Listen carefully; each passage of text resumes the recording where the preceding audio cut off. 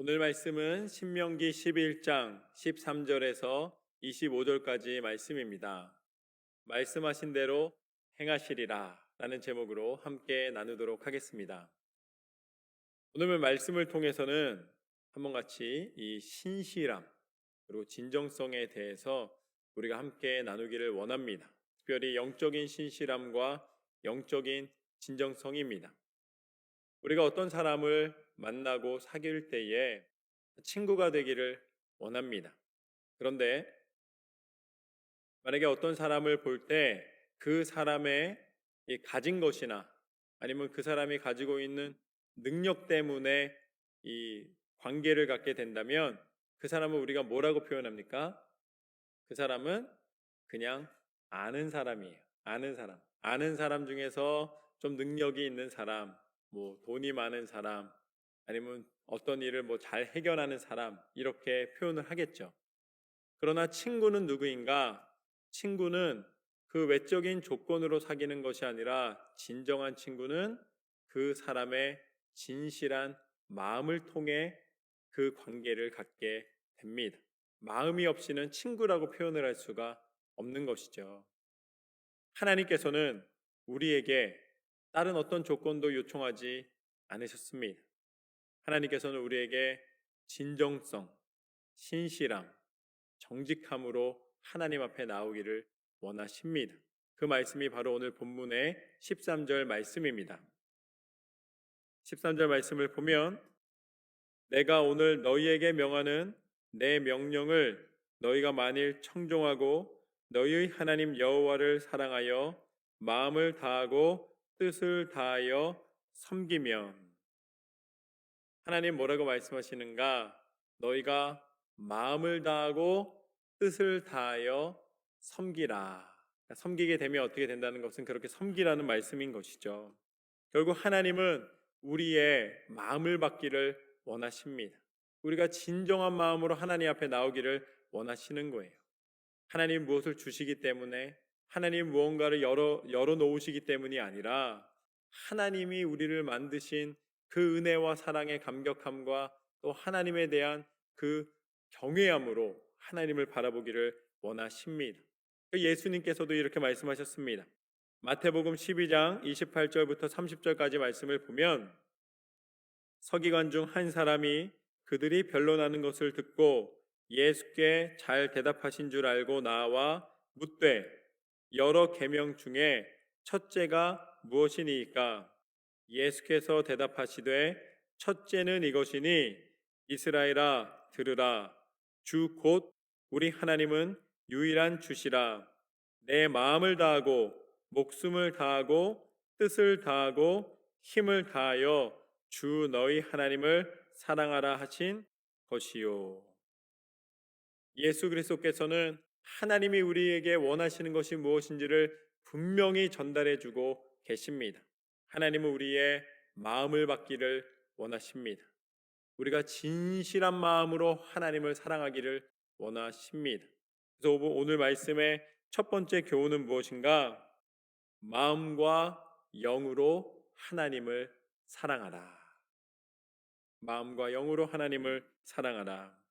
하나님은 우리의 중심을 보시는 하나님이시노라.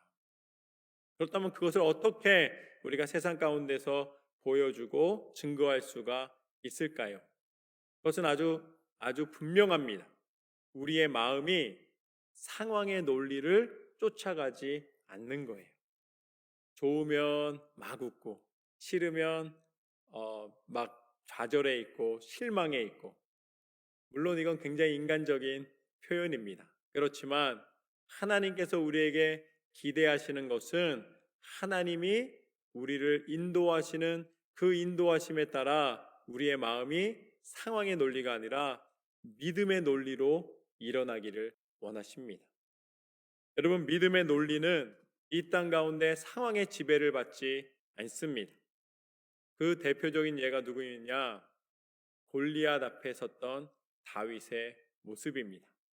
상황의 논리는 다윗이 골리앗과 싸운다는 것은 말도 안 되는 상황이에요.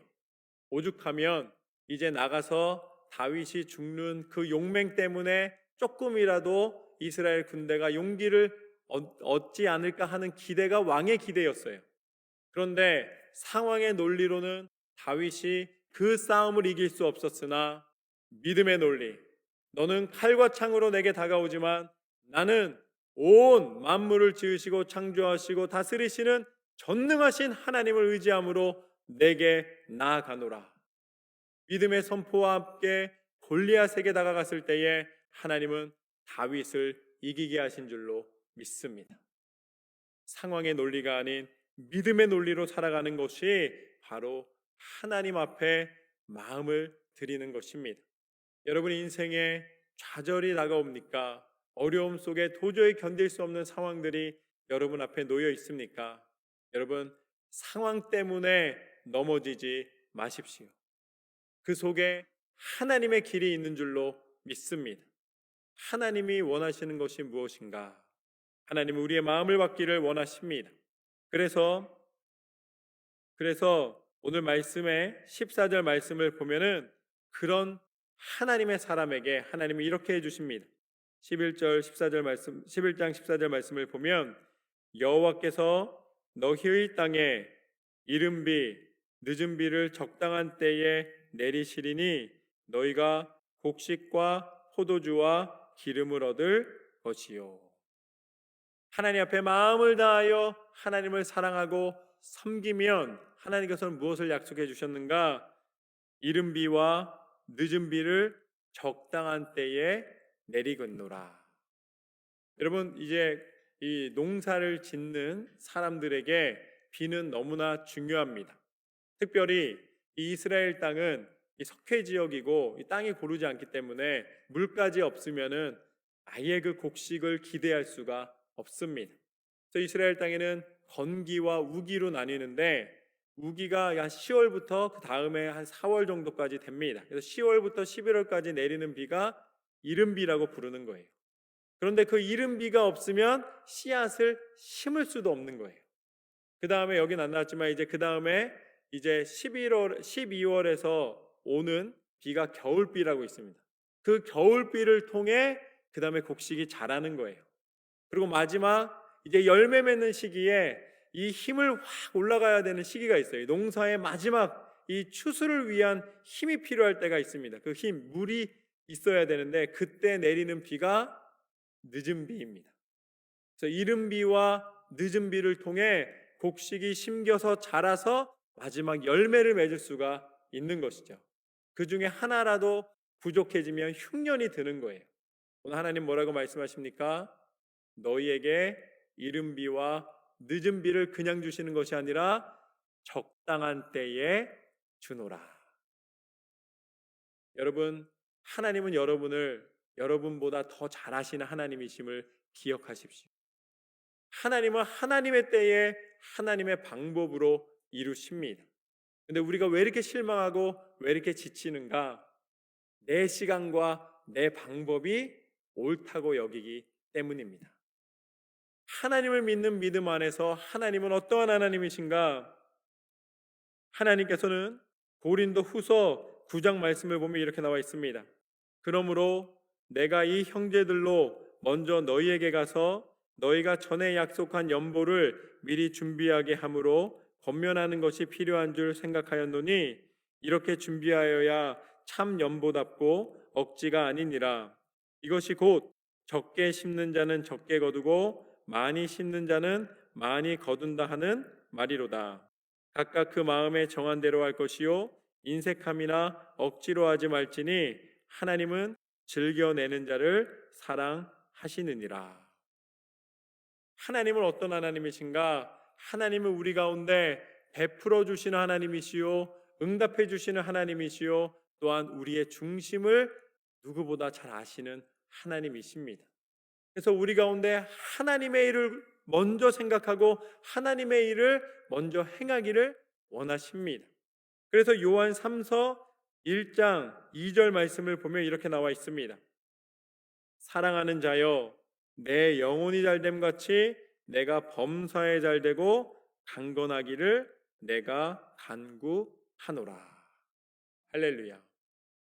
하나님께서 어떠한 사람에게 축복해 주신다고요? 내 영혼이 잘됨같이 범사에 형통하고 강건할 것이다. 건강할 것이다. 라고 말씀하십니다. 근데 우리는 어떻게 기도해요?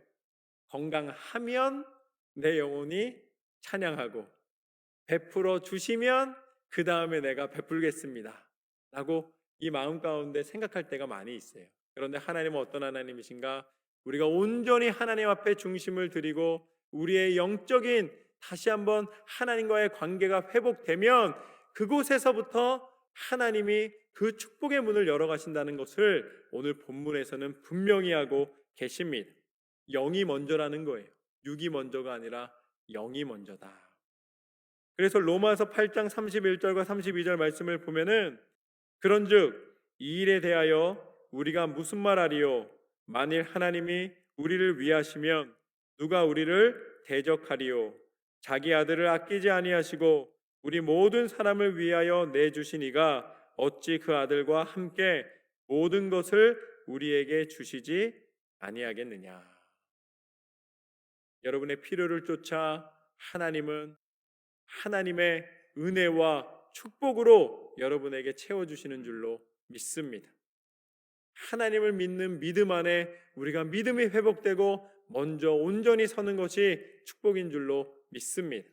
두 번째 교훈은 무엇인가?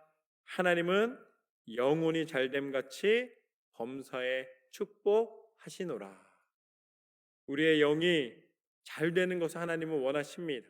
그래서 세상의 것으로 물들어 죄악에 빠지거나 넘어지기를 원하지 않으시고 먼저 우리의 영이 온전히 하나님을 바라볼 때에 믿음에 든든히 서서 나가는 것을 하나님은 기뻐하시는 줄로 믿습니다. 예레미야서 17장 9절과 10절 말씀을 보면은 이렇게 나와 있습니다. 만물보다 거짓되고 심히 부패한 것은 마음이라.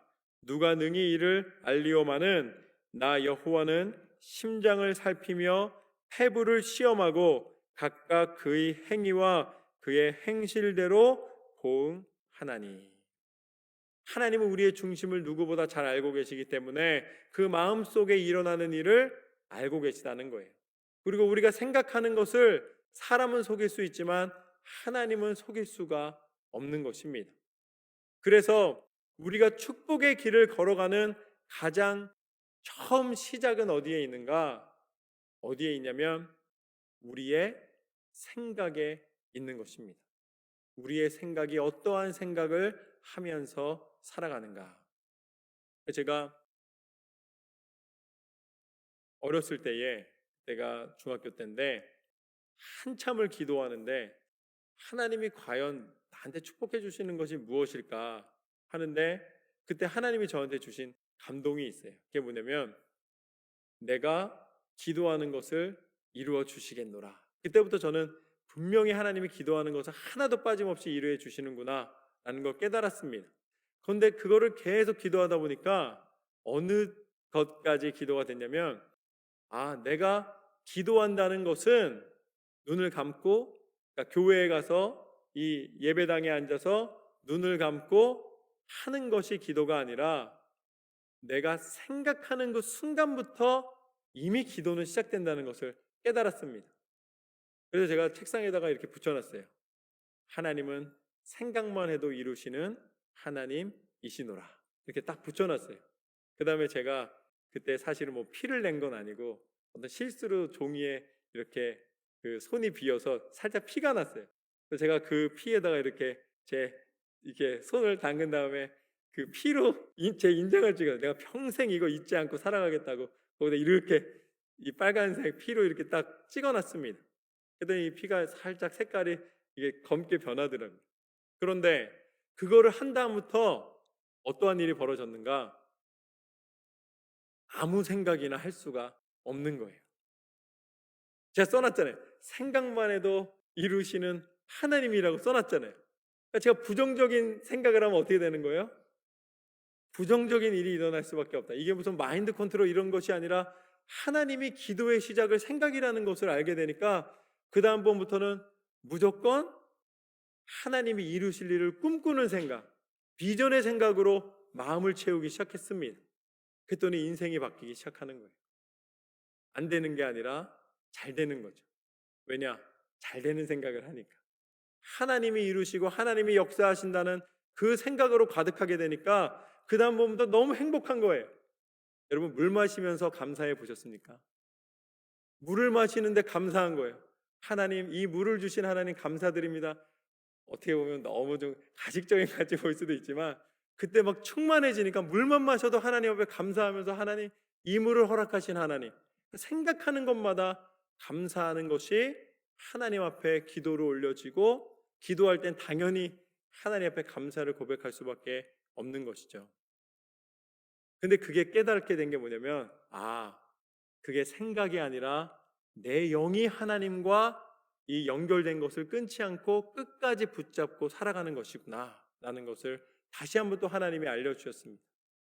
여러분의 영혼이 잘됨 같이 범사에 형통하게 하시는 하나님이신 줄로 믿습니다. 여러분의 생각 속에서도 생각이라도 하나님을 기뻐하시며 하나님을 찬양하는 삶이 되시기를 소망합니다. 한순간도 버리지 마십시오. 마태복음 7장 16절부터 20절까지 말씀을 보면 이렇게 나와 있습니다. 그들의 열매로 그들을 알지니 가시나무에서 포도를 또는 엉겅퀴에서 무화과를 따겠느냐.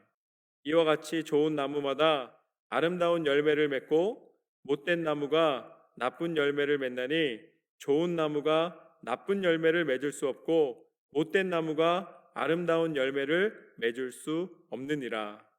아름다운 열매를 맺지 아니하는 나무마다 찍혀 불에 던져지느니라. 이러므로 그들의 열매로 그들을 알리라. 여러분의 입술의 열매로 여러분의 삶이 증거된다는 사실을 기억하십시오. 여러분의 믿음의 모든 행함이 하나님의 그 근본에 여러분이 어떤 나무인지를 증거하게 하시는 것입니다. 저는 여러분을 통해 하나님이 여러분에게 허락하여 주신 아름다운 꿈과 또 아름다운 삶의 열매가 가득하시기를 주님의 이름으로 축원합니다. 마지막으로 이제 16절과 17절 말씀을 보면 이렇게 나와 있습니다. 너희는 스스로 삼가라. 두렵건대 마음에 미혹되어 돌이켜 다른 신들을 섬기며 그곳에게 절함으로 여호와께서 너희에게 진노하사 하늘을 닫아 비를 내리지 아니하여 땅이 소산을 내지 않게 하심으로 너희가 여호와께서 주신 아름다운 땅에서 속히 멸망할까 하노라. 모든 것을 다스리시는 하나님 앞에 너희의 중심이 온전히 서 있기를 원하신다라고 말씀을 하십니다.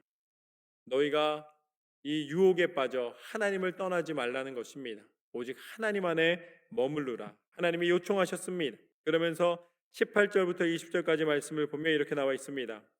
이러므로 너희는 나의 이 말을 너희의 마음과 뜻에 두고 또 그것을 너희의 손목에 매어 기호를 삼고 너희 미간에 붙여 표를 삼으며 또 그것을 너희의 자녀에게 가르치며 집에 앉아 있을 때에든지 길을 갈 때에든지 누워 있을 때에든지 일어날 때에든지 이 말씀을 강론하고 또 내 집 문설주와 바깥문에 기록하라.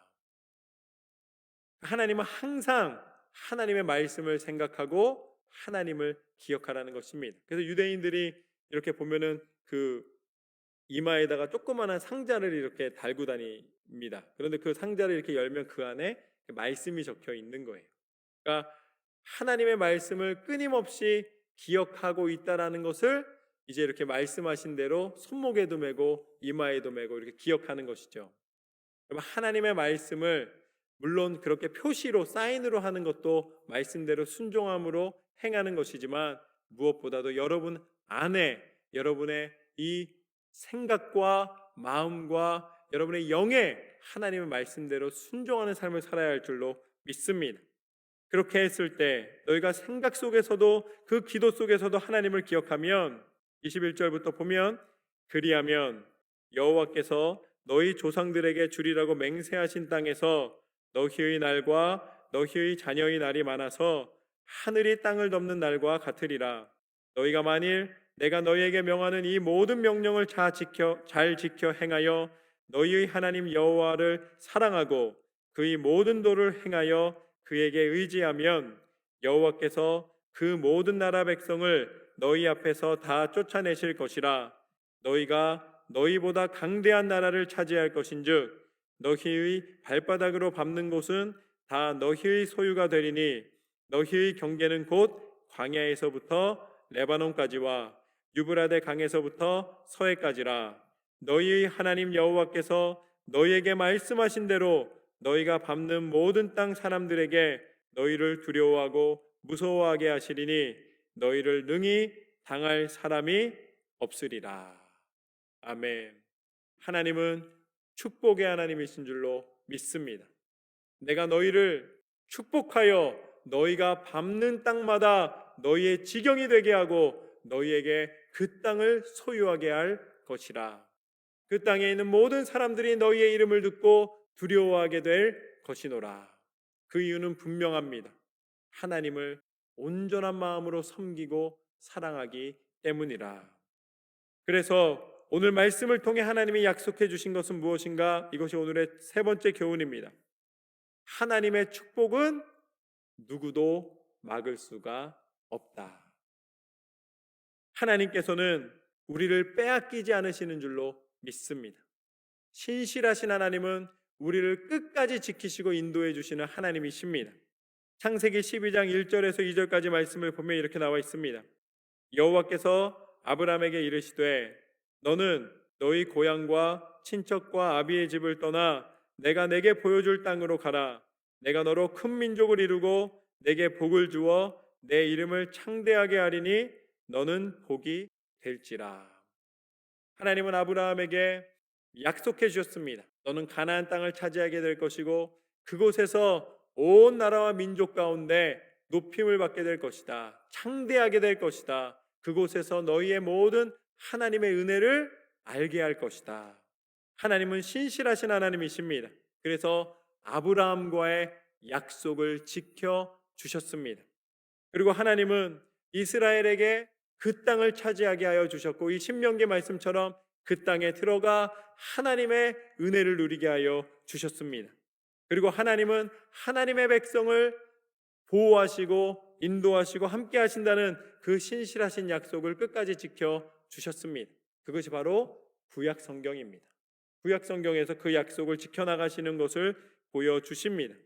그리고 그 하나님의 약속은 하나님이 잊지 않으시고 끝까지 이루셨습니다. 내가 너희를 구원하겠노라. 내가 너희를 축복하겠노라. 그 약속의 증거가 누구신가? 그분이 바로 예수 그리스도이신 줄로 믿습니다. 하나님은 신실하신 그 약속을 끝까지 잊지 않으셨습니다. 여러분, 우리가 돈은 벌 수가 있어요. 누구나 열심히 노력하면 돈을 벌 수가 있습니다. 우리는 누구나 다 이 무언가 계획한 일들을 이루어갈 수가 있습니다. 그런데 아무리 능력 있는 사람도 하지 못하는 한 가지가 있어요. 그것은 무엇인가? 우리 스스로가 우리의 죄를 사할 수가 없다는 것입니다. 여러분, 우리가 세상 살아가면서 그래도 우리가 죄진 거 다 해결하고 살아갑니다 이야기할 수 있어요. 뭐 파킹 티켓이나 교통 티켓 끊었을 때에 그것을 해결하려면 어떻게 합니까? 티켓에 대한 벌금을 내면 되는 거예요. 그리고 우리가 어떤 공과금 같은 게 왔을 때에 밀렸어요. 그럼 어떻게 하면 됩니까? 나중에 조금 부가금이 붙여서 또 내면 돼요. 그런 것은 잘못을 했더라도 아니면 밀리더라도 해결을 할 수가 있습니다.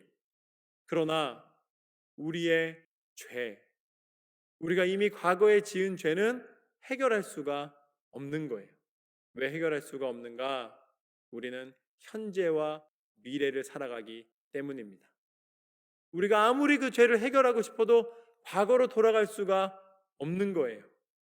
물론 우리가 어떤 죄를 사회에서 지었다면은 이제 재판장 앞에 서서 그곳에서 재판된 판결문대로 우리가 감옥에 들어가든지 아니면 벌금을 내든지 해서 그 당시에 지은 죄를 알게 됐을 때, 사람들이 알게 됐을 때는 그것에 대해서 마땅한 보응을 받게 됩니다. 그러나 우리에게 숨겨져 있는 죄, 이미 지나간 죄들은 해결할 방법이 없어요. 우리가 다시 어린 시절로, 젊은 시절로 돌아갈 수가 없는 시간의 유한한 존재이기 때문입니다. 또한 우리가 이미 원죄, 아담으로부터 시작된 그 원죄는 우리 힘으로는 해결할 수가 없는 거예요. 왜냐하면 죽음이라는 것 앞에서 그 죽음의 증거로 우리가 원죄가 있다는 그 증거에 대해서는 우리 스스로 해결할 방법이 없습니다. 그런 연약함을 하나님은 다 알고 계셨습니다. 하나님께서는 이 모든 근본적인 죄, 우리가 좋은 나무가 되고 싶어도, 좋은 열매를 맺고 싶어도 맺을 수 없는 그 근본적인 이 죄에 물들어 있는 우리의 상태를 하나님은 긍휼히 여겨 주셨습니다. 그래서 그런 우리에게 해결 방법을 허락해 주셨습니다. 그분이 바로 예수님이십니다. 예수님이 이 땅 가운데 오셔서 우리 스스로 해결할 수 없는 모든 죄의 문제를 담당하시고 십자가에 달려 죽기까지 우리에 대한 사랑을 포기하지 않으심으로 그 모든 죄의 대가를 치러 주신 줄로 믿습니다. 그래서 로마서 8장 1절에서 4절까지 말씀을 보면 이렇게 나와 있습니다. 먼저 로마서 5장 12절에서 13절까지 말씀을 보면 이렇게 나와 있습니다. 그러므로 한 사람으로 말미암아 죄가 세상에 들어오고 죄로 말미암아 사망이 들어왔나니 이와 같이 모든 사람이 죄를 지었으므로 사망이 모든 사람에게 이르렀느니라. 죄가 율법이 있기 전에도 세상에 있었으나 율법이 없었을 때에는 죄를 죄로 여기지 아니하였느니라. 우리가 예수님을 믿기 전에는, 우리가 믿음이 생기기 전에는 죄가 죄인 줄을 인정하지 않았던 거예요. 죄가 죄인 줄을 몰랐던 거예요. 그러나 우리가 그것을 알게 된 이후로는 죄가 죄임을 알게 되었습니다. 원죄가 있다는 것도 알게 되었고 우리 스스로 과거의 죄를 해결할 수 없다는 것도 알게 되었습니다. 그러나 더 이상 우리는 그것 때문에 고민하거나 묶여있지 않는 이유는 무엇인가? 로마서 8장 1절에서 4절 말씀처럼 그러므로 이제 그리스도 예수 안에 있는 자에게는 결코 정죄함이 없나니 이는 그리스도 예수 안에 있는 생명의 성령의 법이 죄와 사망의 법에서 너를 해방하였음이라. 율법이 육신으로 말미암아 연약하여 할 수 없는 그것을 하나님은 하시나니 곧 죄로 말미암아 자기 아들을 죄 있는 육신의 모양으로 보내어 육신의 죄를 정하사 육신을 따르지 않고 그 영을 따라 행하는 우리에게 율법의 요구가 이루어지게 하려 하심이니라. 아멘. 이제 더 이상 우리는 죄의 율법에 묶여있는 심령이 아니라 예수 그리스도의 이름의 권세로 말미암아 죄의 사슬을 끊으시고 우리를 해방하시사 자유케 하여 주신 줄로 믿습니다. 예수 그리스도의 보혈의 능력으로 우리를 씻어주셨습니다. 예수 그리스도의 십자가의 능력으로 우리를 다시 살리셨습니다. 그리고 다시 부활하시사 그 이름의 권세를 믿는 자마다 천국 백성 되는 은혜를 허락하여 주신 줄로 믿습니다. 예수 그리스도 안에 생명이 있노라. 오늘 말씀에서 우리는 세 가지를 나누었습니다. 첫 번째는 무엇인가? 첫 번째는 마음과 영으로 하나님을 사랑하라. 하나님은 우리의 능력이나 물질이나 그 어떤 조건도 보지 않으시고 우리의 중심을 보시는 하나님이신 줄로 믿습니다. 진정한 마음으로 하나님을 사랑하시기를 주님의 이름으로 축원합니다. 두 번째는 하나님은 영혼이 잘됨 같이 범사에 축복하시노라. 우리의 영이 깨어 기도할 때에 하나님은 응답하시는 하나님이신 줄로 믿습니다. 하나님은 공급하시는 하나님이십니다. 온 땅과 만물을 지으신 이가 우리의 기도를 들으시고 응답하여 주시노라. 마지막으로 하나님의 축복은 누구도 막을 수 없다. 우리가 기도할 때에 하나님은 들으시는 하나님이십니다. 사단이 공격하고 방해해도, 세상에 어떤 사람이 공격하고 방해해도 하나님의 결정은 바꿀 수가 없습니다. 여러분을 축복하시는 하나님, 그리스도 예수 안에서 자유케 하여 주신 하나님, 그 은혜와 사랑 가운데 날마다 승리하시는 저와 여러분의 삶이 되시기를 주님의 이름으로 축원합니다.